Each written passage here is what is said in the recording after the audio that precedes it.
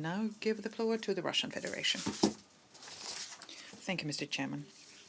The meeting today is taking place against the background of the 30th anniversary of the Convention of the Rights of the Child, but we must acknowledge that not even all members of the Security Council are signatories to this document, and that's lamentable.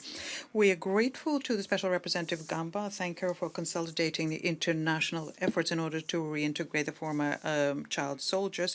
The Global Coalition on the Reintegration of Children is actively working, but finances is not the only way that will help resolve this issue. We need to have a constant dialogue, agreements on how to free children. A very important aspect here is to make sure that states and other parties to the conflict abide by the laws and customs of international humanitarian laws. The Security Council has to focus on preventing the most serious crimes against children. In this regard, we have questions that have to do with bringing together the nexus of security, humanitarian assistance, and development, and sometimes human rights are also, and climate adaptation are added to this nexus. We think that each of these UN work area is regulated by its own rules and frameworks, which were agreed by member states and have to be abided by. We think that the Security Council should not interfere into the discussions on sustainable development, because this is first and foremost within the purview of the General Assembly and its bodies. In the humanitarian area, nothing is as harmful for children as our unilateral coercive measures against countries in conflict.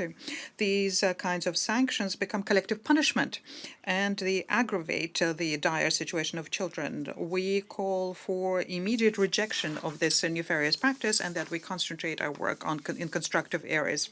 We should also raise the issue about the ill faith of some humanitarian NGOs, for example, as the Syrian White Helmets.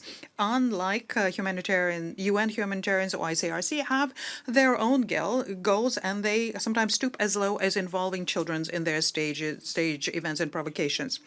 We would like to also underscore that methodologically it's impossible to equate the children and the so-called youth, namely people of age between 18 and 29. Under international law, these people are legally perfectly free to choose their occupations and bear responsibility for their work. Under the law, they can serve in the armed forces and carry out their military duty.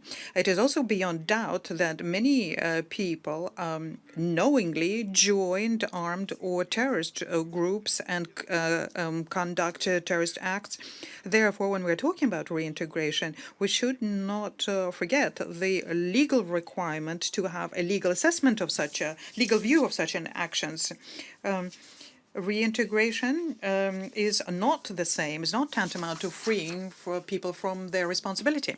Let me say in conclusion that the Russian Federation is actively involved in helping people, children of terrorists and their members, return to normal activities. And we call on our Western partners to do the same and demonstrate in practice how committed they are to the reintegration of children who suffered from conflict. Thank you. Merci beaucoup. Thank you very much.